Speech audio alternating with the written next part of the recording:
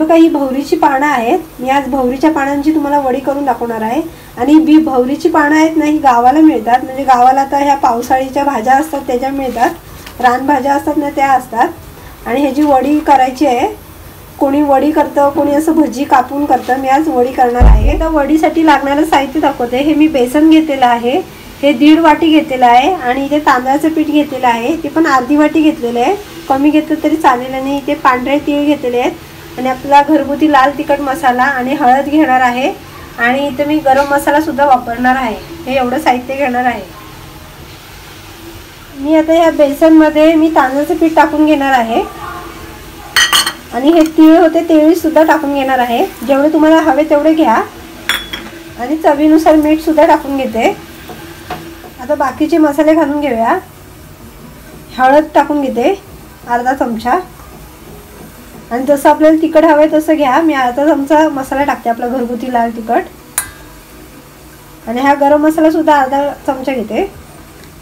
आणि आता हे सगळं मिक्स करून घेणार आहे. हे बघा हे सगळं मिक्स करून घेते. हे बघा हे मी सगळं मिक्स करून घेतले. आणि आता थोडं थोडं पाणी टाकून घेते. आणि मी मिक्स करणार आहे. आणि घट्टच मळायचं, जास्त हे नाही करायचं. जसं आपण आळूच्या वडीसाठी करतो ना तसंच करायचं. आता हे सगळं मी मिक्स करून घेते आणि मग तुम्हाला पुन्हा दाखवते.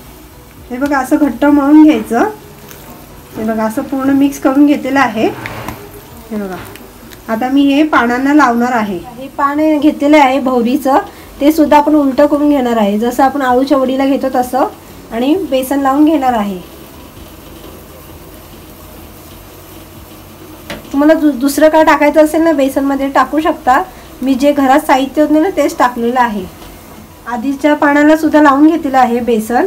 आणि आता हे दुसरं पान पण हे मी उलटं करून आता हे सुलट ठेवणार आहे. आणि ते पण असंच लावते. असं करून आपण सगळं लावून घेणार आहोत.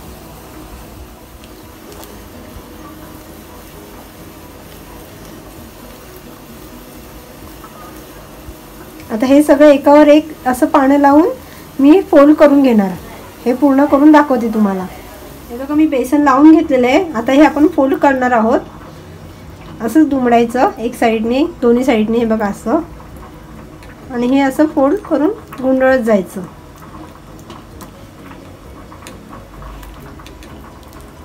हे बघा असं.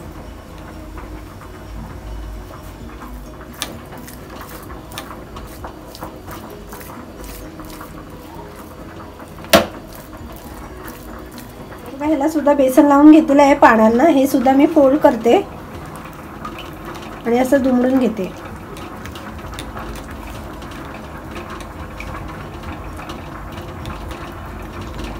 आणि हे मी चाळणीत ठेवणार आहे आणि असं उकडून घेणार आहे. मी आता गॅसवरती पातेलं ठेवलेलं आहे, पाणी ठेवलंय उकळायला.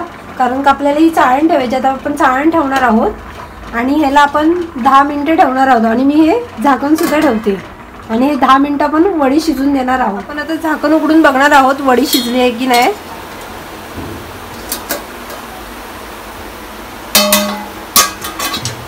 बघणार आहोत चेक करून शिजले आहे की नाही. हां आपली भवरीची पानांची वडी शिजलेली आहे. आता मी गॅस सुद्धा बंद करून घेते. मी ही वडी उकडून घेतली, ती थंड झाल्यानंतर मी तळून दाखवणार आहे. ही वडी आता जी आपण उकडलेली ती आता गार झालेली आहे. आता मी कट करून घेते. हे बघा अशा प्रकारे मी वडी कट करून घेतली आहे. जास्त बारीक केलेली नाही, पातळ जाडसरच केले. आता हे मी तळून घेते. इथे तवा ठेवलेला आहे गॅसवर आणि तेल सुद्धा टाकून घेतलं आहे. आणि आता तेल व्यवस्थित तापून देणार आहोत. आणि मग वडी सोडणार आहोत. तेल व्यवस्थित तापलेलं आहे. आता आपण वडी सोडणार आहोत एक एक.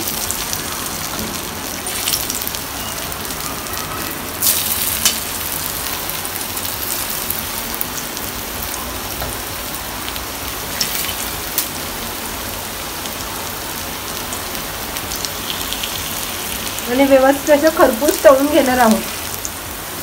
एक साईडने पण खरपूस छान अशी तळून झालेली आहे. मी ज्या मगाशी तुम्हाला वड्या तळून दाखवत होती त्या बाकीच्या सगळ्या तळून झालेल्या आहेत. भवरीच्या पानांच्या वड्या तयार झालेल्या आहेत. कशा वाटल्या नक्कीच सांगा. आणि माझ्या चॅनल तुम्ही नवीन असाल तर माझ्या व्हिडिओला लाईक करा, शेअर करा आणि सबस्क्राईब करा. धन्यवाद.